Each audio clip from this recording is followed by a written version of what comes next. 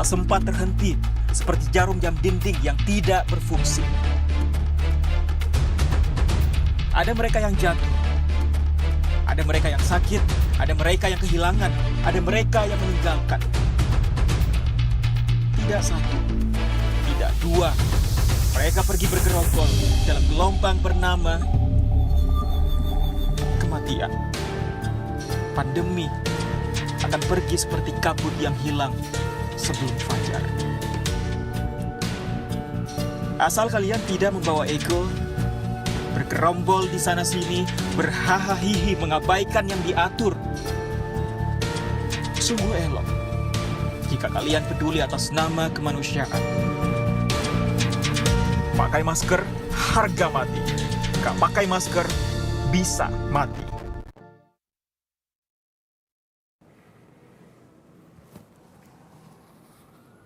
Assalamualaikum warahmatullahi wabarakatuh. Selamat sore, salam sejahtera untuk kita semuanya. Hari ini saya akan menyampaikan perkembangan penanganan COVID-19 di Indonesia.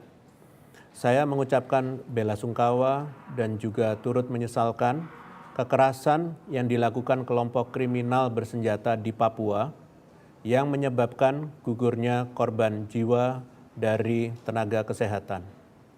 Peran tenaga kesehatan dibutuhkan untuk melakukan penanganan COVID-19 di Indonesia.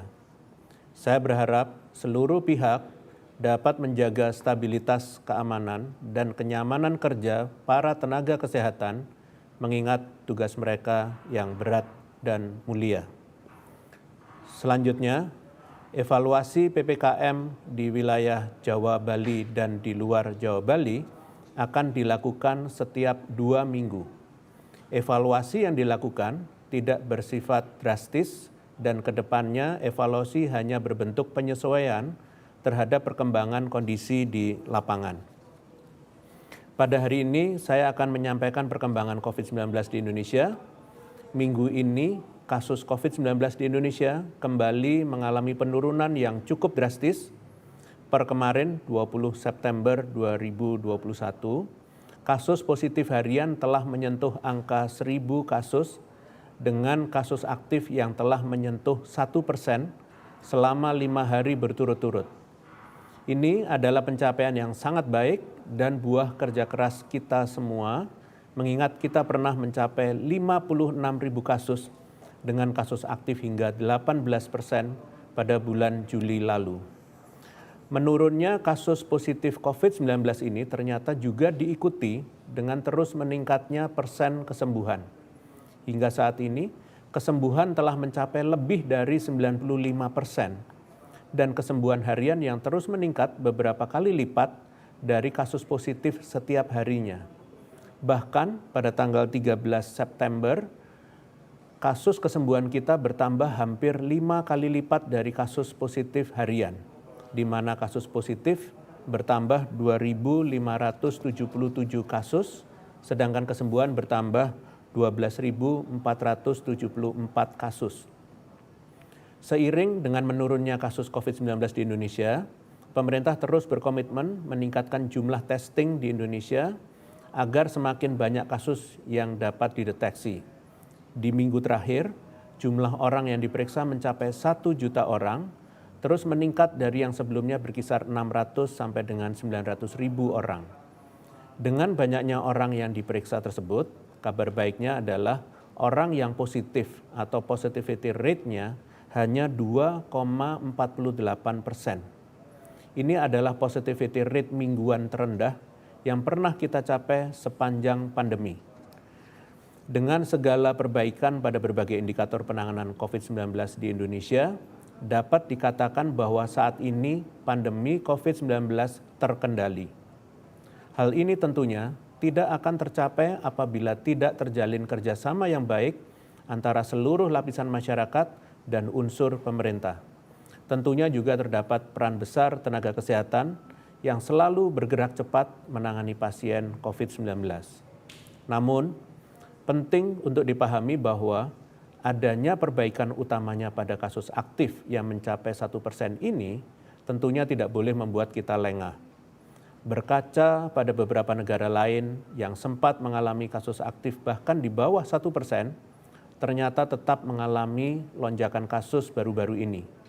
Sebagai contoh, Australia yang kasus aktifnya sempat mencapai 0,26% pada tanggal 24 Mei lalu, kembali mengalami peningkatan hingga 30.000 kasus aktif per 9 September. Hal serupa juga teramati pada Selandia Baru yang kasus aktifnya sempat mencapai 0,6% per 1 Juni lalu, kembali mengalami kenaikan kasus pada awal September mencapai 750 kasus aktif.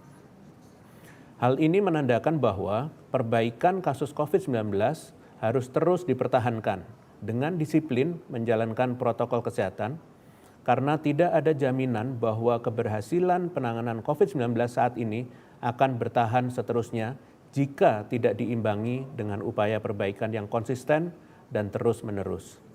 Selanjutnya, penting untuk kita bersama-sama belajar dari tren lonjakan kasus jika disandingkan antara Indonesia dan dunia. Pada lonjakan pertama, baik Indonesia maupun dunia, sama-sama mengalaminya di periode Natal dan Tahun Baru, yaitu di bulan Januari 2021. Namun, dunia mengalami second wave lebih cepat dibandingkan Indonesia, yaitu pada bulan April. Indonesia baru menyusul second wave pada bulan Juli, selang 3 bulan dari second wave dunia. Saat dunia sedang mengalami second wave, Indonesia justru sedang mengalami titik terendah kasus mingguan.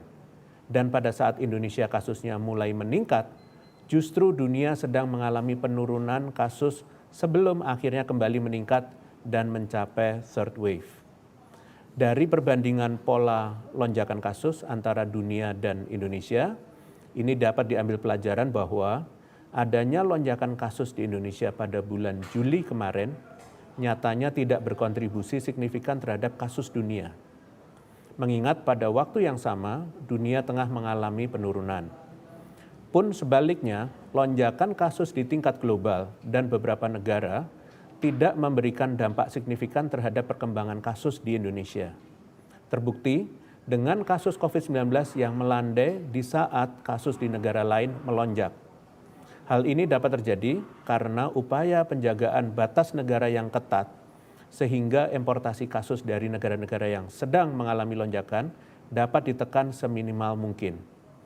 Lonjakan kasus di Indonesia pada bulan Juli lalu tidak disebabkan oleh naiknya kasus global ataupun datang dari negara-negara lain, melainkan dari dalam Indonesia sendiri.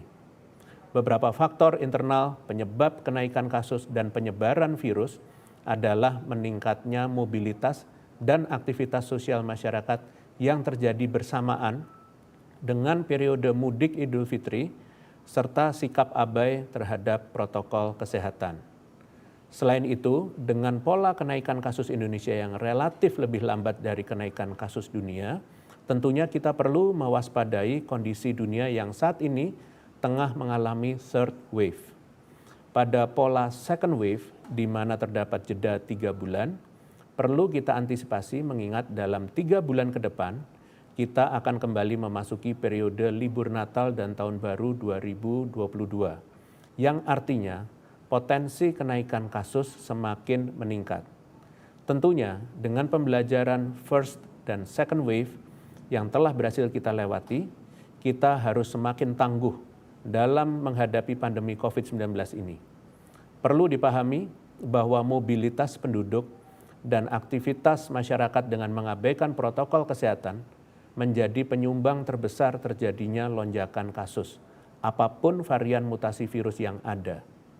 Tantangan terbesar yang kita hadapi saat ini adalah bagaimana mempertahankan kondisi ideal ini hingga Indonesia dan dunia terbebas dari pandemi dan memasuki endemi COVID-19. Seperti yang telah kita alami bersama, lonjakan kasus kedua pada bulan Juli lalu telah memberikan banyak pelajaran. Salah satunya adalah penanganan COVID-19 pada saat lonjakan kasus tentunya lebih mahal, lebih lama, dan lebih memakan korban. Untuk itu, upaya terbaik yang dapat kita berikan adalah dengan melanggengkan tren penurunan kasus selama mungkin dengan tetap mematuhi protokol kesehatan sedikit pun tidak lengah dan menyepelekan COVID-19 meskipun kasusnya telah turun drastis. Ingat, lonjakan kasus terjadi ketika masyarakat mulai lengah dan menganggap kondisi sudah aman, sehingga disitulah peluang virus COVID-19 menyebar kembali dan meningkat. Selanjutnya, saya akan mengumumkan pembaharuan pemberlakuan pembatasan kegiatan masyarakat secara nasional. Secara umum, pembaharuan PPKM secara nasional dibagi menjadi penambahan pembukaan sektor dan perizinan perhelatan kegiatan besar. Berdasarkan instruksi Mendagri nomor 43 tahun 2021, pengaturan aktivitas di level 4, 3, dan 2 di wilayah Pulau Jawa Bali, yaitu penduduk usia kurang dari 12 tahun diperbolehkan memasuki kawasan pusat perbelanjaan atau mal atau pusat perdagangan di wilayah Jakarta, Bandung, Semarang, Daerah Istimewa Yogyakarta, dan Surabaya dengan syarat di bawah pendampingan orang tua. Dilakukan pembukaan bioskop dengan kapasitas 50% dan syarat pengunjung kategori hijau dan kuning pada daerah level 4 dan 3, serta pengunjung kategori hijau di Peduli Lindungi pada daerah level 2. Operasional hotel non-penanganan karantina diizinkan dengan kapasitas maksimal 50% dan syarat pengunjung berkategori hijau dan kuning setelah screening Peduli Lindungi, sedangkan untuk anak usia kurang dari 12 tahun wajib memberikan hasil negatif COVID-19. Fasilitas pertemuan di dalam hotel ditutup khusus bagi level 4, sedangkan diizinkan untuk level 3 dan 2 dengan sistem makan non-prasmanan. Pelaksanaan kompetisi sepak bola Liga 1 dengan maksimal 9 pertandingan dan Liga 2 dengan maksimal 8 pertandingan di daerah level 2 dan 3. Restoran atau rumah makan dan kafe di dalam fasilitas olahraga pada daerah level 3 diizinkan melakukan dine-in dengan kapasitas 50%, dengan durasi makan maksimal 60 menit. Kegiatan di sektor non-esensial pada daerah level 3 memberlakukan 25% WFO bagi pegawai yang sudah divaksin dan wajib screening saat keluar dan masuk menggunakan Peduli Lindungi. Sedangkan berdasarkan instruksi Mendagri nomor 44 tahun 2021, pengaturan aktivitas di level 4, 3, 2, dan 1 luar wilayah Pulau Jawa Bali, yaitu kegiatan pada pusat perbelanjaan atau mal atau pusat perbelanjaan di semua level daerah diizinkan beroperasi dengan kapasitas 50% dari pukul 10.00 sampai dengan 20.00. Bioskop baik yang berdiri sendiri maupun yang berlokasi di pusat perbelanjaan atau mal pada level 3, 2, dan 1 dapat beroperasi maksimal 50% dengan syarat pengunjung tergolong kategori hijau di Peduli Lindungi. Penggunaan Peduli Lindungi untuk masuk ke supermarket dan hypermarket. Penetapan kapasitas rumah ibadah sebesar 50% pada daerah level 4 dan 3, dan saya hendak menekankan bahwa virus tidak mengenal batas negara, begitu juga masyarakat dunia yang saat ini semakin terhubung. Oleh karena itu, kecepatan dan menyeluruhnya kebijakan pemerintah terhadap seluruh aspek kehidupan masyarakat menjadi kunci penting untuk menentukan efektifnya kebijakan pengendalian COVID-19.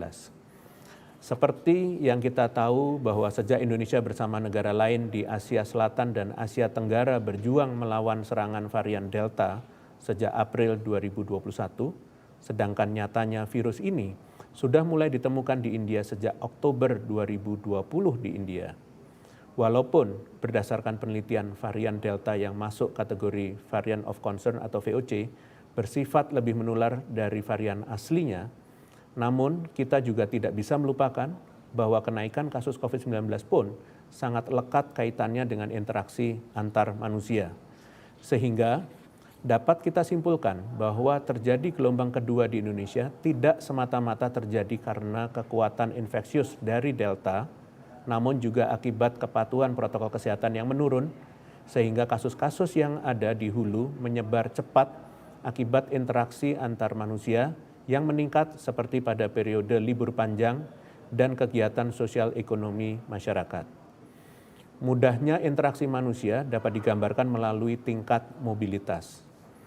Adanya jeda antara kemunculan varian yang masuk ke suatu daerah dan kenaikan kasus yang menjadi gelombang baru bisa terjadi karena butuh waktunya untuk virus menular dari satu orang ke orang lain dan akhirnya terakumulasi menjadi kumpulan kasus dengan varian yang sama. Namun temuan dari Arino et al. Tahun 2021 menyatakan bahwa pembatasan perjalanan dan aktivitas masyarakat secara spesifik dapat menunda lonjakan kasus akibat importasi kasus dengan varian baru, dengan catatan upaya antisipatif dilakukan dengan segera.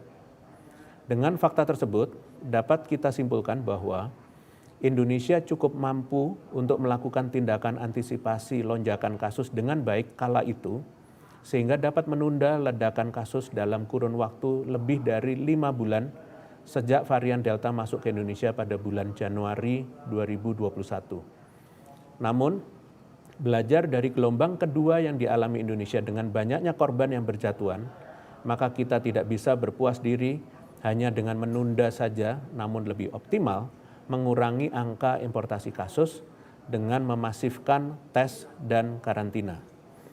Kita harus mengetahui pula bahwa dalam mencegah lonjakan kasus, berbagai upaya pengendalian harus dilakukan sebagai bentuk penerapan kebijakan berlapis.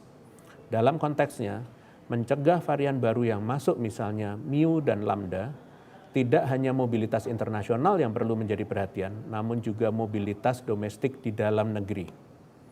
Temuan oleh Linka et al. Tahun 2020 menggunakan data dari 10 negara di Eropa menyatakan bahwa mobilitas lokal atau domestik secara khusus berpengaruh terhadap perkembangan kasus atau reproduction number suatu daerah dan secara spesifik membantu kita mengidentifikasi peluang suatu kegiatan atau acara spesifik menjadi klaster baru atau hotspot penularan baru. Mengingat semakin lama semakin banyak sektor sosial masyarakat yang dibuka secara bertahap secara nasional dan akan ada beberapa event internasional seperti pertemuan diplomatik dan perhelatan olahraga, maka ke depannya perlu pemantauan dan intervensi khusus terhadap aktivitas tersebut.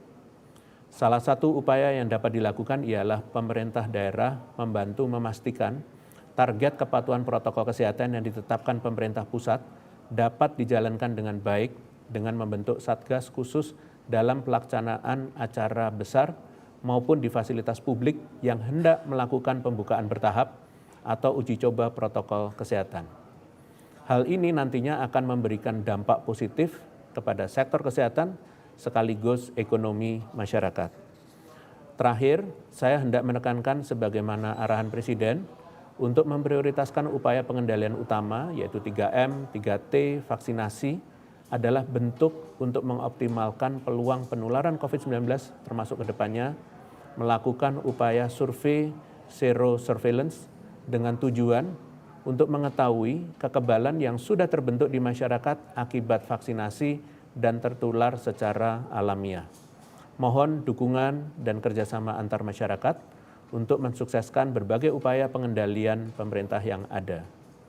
Sebagai penutup, saya ingin menyampaikan informasi terkini terkait COVID-19. Kementerian Hukum dan HAM telah mengeluarkan Permenkumham nomor 34 tahun 2021. Melalui Permenkumham ini, pemerintah memberikan pengecualian untuk masuk ke Indonesia. Pengecualian tersebut berlaku bagi orang asing pemegang visa kunjungan dan visa tinggal terbatas. Walaupun demikian, masyarakat tidak perlu khawatir karena kebijakan ini akan dilakukan secara hati-hati. Selain itu, Menteri Hukum dan HAM juga memiliki kewenangan untuk melarang dan menolak masuk orang asing dari negara tertentu dengan tingkat penyebaran COVID-19 yang tinggi sesuai dengan rekomendasi dari Kementerian Kesehatan. Selanjutnya, sesuai dengan surat edaran Satgas nomor 18 beserta dengan 2 adendumnya, serta SK Kasatgas nomor 13 tahun 2021, maka bagi pelaku perjalanan internasional wajib untuk menjalankan protokol kesehatan berupa screening dokumen dan kesehatan menggunakan aplikasi Peduli Lindungi, tes ulang PCR sebanyak 2 kali saat tiba yaitu entry dan exit test, serta melakukan karantina selama 8 hari. Informasi penting bagi WNA dan WNI yang mendapatkan vaksin COVID-19 dari luar negeri, maka dapat memperoleh sertifikat vaksinasi yang terintegrasi dengan aplikasi Peduli Lindungi. Hal ini dapat dilakukan dengan mengajukan verifikasi di situs web https://vaksin.ln.dto.kemkes.go.id/sign/in dengan mendaftar terlebih dahulu. Data individu dan vaksinasi akan diverifikasi oleh Kementerian Kesehatan bagi WNI dan masing-masing kedutaan bagi WNA yang hasilnya akan dikonfirmasi via email. Selanjutnya, pihak yang mengajukan dapat mendaftar dan login di aplikasi Peduli Lindungi, melengkapi data akun untuk aktifkan status vaksinasi, dan dapatkan kartu verifikasi vaksinasi dengan masuk ke web pedulilindungi.id. Fitur verifikasi ini diharapkan memudahkan WNI maupun WNA yang vaksinasi di luar negeri untuk bisa mengakses fasilitas publik dengan aplikasi Peduli Lindungi. Demikian konferensi pers pada hari ini, saya lanjutkan dengan sesi tanya-jawab. Terima kasih. Terima kasih Prof. Pertanyaan pertama dari tiosuara.com dan fitriliputan6.com. Pemerintah mengizinkan anak di bawah 12 tahun untuk memasuki mal. Apa pertimbangan utama pemerintah memperbolehkan anak untuk memasuki mal dan bagaimana teknis check-in untuk anak di Peduli Lindungi? Terima kasih. Terima kasih pada suara.com dan liputan6.com. Perubahan peraturan dalam PPKM baik dalam pembukaan sektor maupun penyelenggaraan aktivitas besar di masyarakat adalah bentuk pelonggaran dengan penuh kehati-hatian menuju masyarakat yang produktif namun tetap aman. Meskipun anak-anak usia di bawah 12 tahun sudah diperbolehkan masuk, saya himbau jika tidak terlalu mendesak maka anak lebih baik tinggal di rumah saja. Mohon kepada orang tua sebagai pendamping untuk tetap berhati-hati dengan menjamin protokol kesehatan diterapkan dengan baik selama beraktivitas di dalam pusat perbelanjaan. Selain itu, dimohon agar Satgas di fasilitas publik melakukan upaya penegakan dengan baik. Terima kasih. Terima kasih Prof. Pertanyaan selanjutnya dari Ismi Nikkei Asia. Kontributor terbesar apa yang mendukung penurunan kasus secara signifikan sejak sekitar awal September ini? Terima kasih. Terima kasih pada Nikkei Asia. Pandemi COVID-19 adalah hal yang kompleks, sehingga intervensi pengendalian tidak bisa tunggal, bahkan berbagai intervensi tersebut harus dilakukan bersamaan. Penurunan kasus yang konsisten sejak puncak kasus di 15 Juli 2021 lalu adalah hasil kerja keras seluruh elemen masyarakat dalam pengendalian kasus COVID-19. Sebagaimana yang disampaikan Presiden bahwa ke depannya kita harus memprioritaskan upaya 3M, 3T, dan vaksinasi di hulu penularan, sedangkan memfokuskan upaya perawatan pasien positif di hilir agar dapat menekan angka kematian dan meningkatkan kesembuhan sebesar-besarnya. Terima kasih. Terima kasih Prof. Pertanyaan terakhir dari Melani CNN, fitriliputan6.com dan Aci KBR. Dalam beberapa waktu terakhir, pemerintah seperti waspada terhadap gelombang ketiga COVID, mengingat banyak juga negara yang sedang mengalaminya. Dari Satgas sendiri, apa ada prediksi kapan gelombang ketiga COVID di Indonesia? Apakah dengan PPKM yang masih terus berlanjut dapat meredam potensi gelombang ketiga, mengingat Desember nanti akan memasuki libur akhir tahun? Terima kasih. Terima kasih pada CNN, liputan6.com, dan KBR. Melihat pola lonjakan kasus di Indonesia yang berselang 3 bulan dari lonjakan di negara lain seperti India, Malaysia, dan Jepang, maka kita harus waspada dan tetap disiplin menjalankan protokol kesehatan agar kita tidak menyusul lonjakan ketiga dalam beberapa bulan ke depan. Umumnya, peluang lonjakan dapat meningkat saat datang libur panjang dan pelaksanaan kegiatan besar di masyarakat di dalam negeri. Walaupun terdapat gelombang baru di beberapa negara lain di dunia, namun kita juga perlu memperhatikan ancaman lonjakan kasus yang ada di dalam negeri akibat faktor yang khas ditemui di Indonesia. Misalnya, tradisi berkumpul dan bepergian saat hari raya yang seringkali menyebabkan masyarakat abai pada protokol kesehatan. Namun, perlu diingat bahwa potensi kenaikan kasus dapat dihindari apabila kita tidak mengendorkan pelaksanaan kebijakan berlapis seperti akselerasi vaksinasi, pengendalian mobilitas dalam dan luar negeri, pengendalian aktivitas masyarakat, dan menggalakkan upaya 3T dan 3M. Terima kasih atas pertanyaan dari media. Dengan demikian konferensi pers berakhir. Terima kasih. Selamat sore. Wassalamualaikum warahmatullahi wabarakatuh.